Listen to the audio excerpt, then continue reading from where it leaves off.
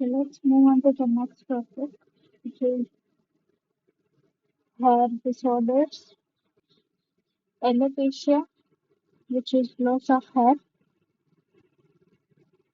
is divided into two types, non-sparing and sparing. Non-sparing alopecia is again divided into four types, patchy, diffuse, patterned, and systemic disease. Patchy includes alopecia areata, trichotillomania, tinea capitis, which is non-inflammatory, which contains black dot, endophytes, gray patch ectophytes, and secondary syphilis. Diffuse contain anagen effluvium, which is secondary to chemo or radiotherapy, and second is telogen effluvium, which is severe systemic stress. Third type is pattern, androgenetic alopecia, and fourth is systemic disease, which is SLE and thyroid dysfunction. These all are the classification of non-staring alopecia. Now let's dive deep into this. Alopecia areata. Alopecia, the word means loss of hair, and areata it is spotty or patchy. This is autoimmune disorder and target is anagen hair bulb.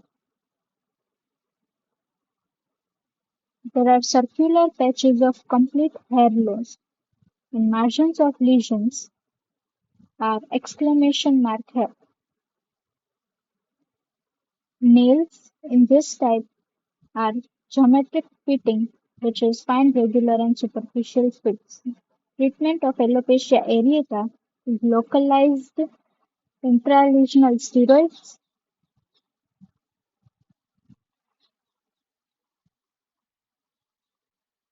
Treatment of alopecia areata is localized intralesional steroids, which is triamcinolone, and extensive systemic steroids. Next is trichotillomania, which is incomplete hair loss within the patch. Perifollicular hemorrhage is present here. It is a disorder which is characterized by compulsive pulling of hair. It is a psychiatric disorder. Here, patchy hair loss is of bizarre pattern. The hairs often are twisted and broken at varying lengths or may be present as uniform or stubble. This topic is androgenetic alopecia. In men, there is balding of the vertex, and in female, there is diffuse thinning in the center.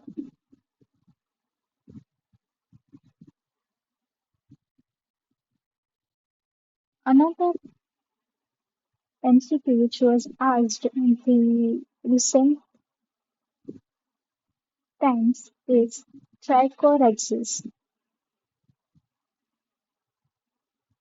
It is a defect in the hair shaft which is characterized by thickening or weak point, which is nodes that cause the hair to break off easily. It is associated with underlying disorders such as arginous, arginosuccinic aciduria, Menkes kinky hair syndrome, Netherton syndrome, and hypothyroidism or trichothyroidystrophy.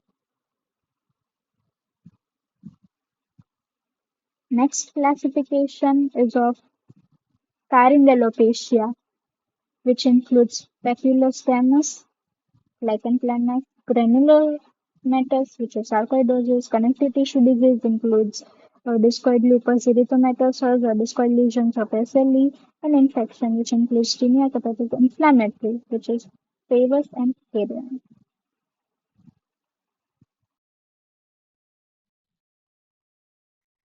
Let's move on to the next topic, which is glands.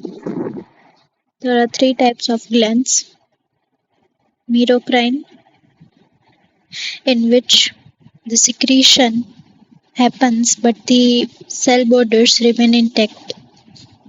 These are the sweat glands, And blockage at the stratum spinosum is known as miliaria rubra, which happens due to heat. Miliaria means blockage of sweat duct. Next is apocrine,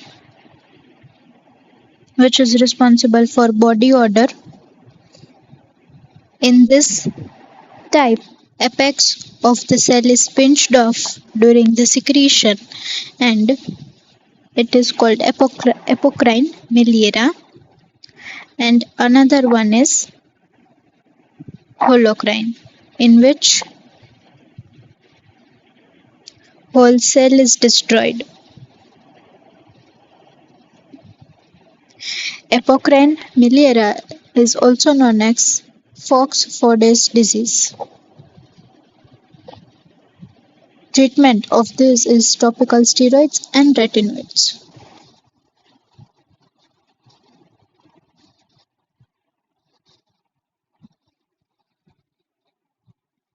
Acne vulgaris, chronic inflammatory disease which targets the pilosebaceous units. Microbe responsible for this is Propionibacterium or Cutibacterium acnes. Here, special lesions are present which are known as comedones. Classification, very important. Grade 1. Patient predominantly have comedones. In grade 1, open and closed. Open comedones are black in color because they come in contact with the air, and closed comedones are white in color. Your drug of choice for these are topical retinoids, which are tretinoin and adapalene. These are open black comedones and closed white comedones. Grade 2 is characterized by papules. Grade 3 is characterized by pustules. Grade 4 is characterized by nodulistic acne. Drug of choice here is oral retinoid, which is isotretinoin. Most common side effect of isotretinoin is cheilitis, and others are increased total cholesterol, triglycerides, hepatitis, and teratogenicity. Next topic is rosacea. Chronic inflammatory facial dermatosis. It appears in the central convexities of the face. Triggers are vascular hyperactivity, sunlight, spicy food, alcohol, and hot beverages. Clinical features are photosensitivity, centrofacial erythema, flushing, and telangiectasia.